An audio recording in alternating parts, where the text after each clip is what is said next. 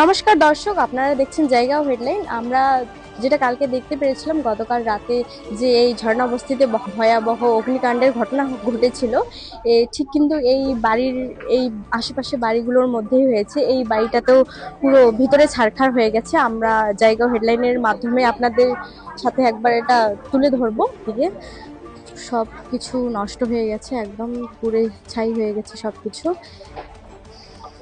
তো বাকি নেই, জামা কাপড় থেকে সবকিছু একদম পুড়ে ছাই হয়ে গেছে।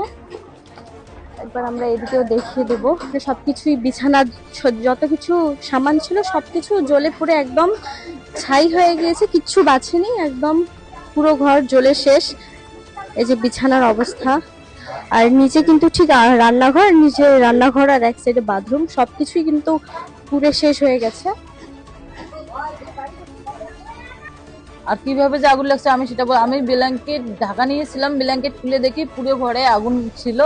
তখন আমি বাচ্চাকে সামলাবো, বাঁচাবো না আমার নিজের জীবনটাই বাঁচাবো, না ডকুমেন্টস বাঁচাবো, কিছু বাঁচাতে পারে নাই। এই যে পরনে যা আছে তাই, তাছাড়া আর কিছু বাঁচাতে পারে। একটু বই বাচ্চার হয়তো ছিল, সেটাও পুড়ে শেষ হয়ে গেছে। আর বউ এরা সবাই ছিল এই উপরের মধ্যে ছিল যারা আস্তে আস্তে। তারপরে আমাদের ডকুমেন্ট 3 ভরি সোনা ছিল।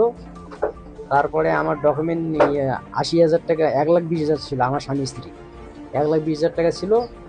আর আমাদের যত সামানপত্র, গডরেজ টডরেজ সব, আলমারি ঠালমারি খাট টাট, আমার এগুলো সব খতম হয়ে গেছে, সব চলে গেছে। আর কাগজপত্র যত ডকুমেন্ট আমাদের সব শেষ হয়ে গেছে। এই মুহূর্তে কিন্তু আমরা দেখতে পাচ্ছি minority state sales secretary MD নাইস, যিনি এই মানুষগুলোকে সাহায্য করার জন্য চাল ডাল থেকে অনেক কিছুই নিয়ে এসেছেন। এখানে সবজি অনেক কিছু, তাদের প্রয়োজনীয় কিছু জিনিস নিয়ে এসেছেন এই মানুষগুলোকে সাহায্য করার জন্য। এবং এখানে আরও রয়েছে এই ঝর্ণা বস্তির যিনি প্রেসিডেন্ট রয়েছেন, আর খাতুনস ওয়েলফেয়ারের যে টিমটি, তারাও পুরো সাহায্য করেন।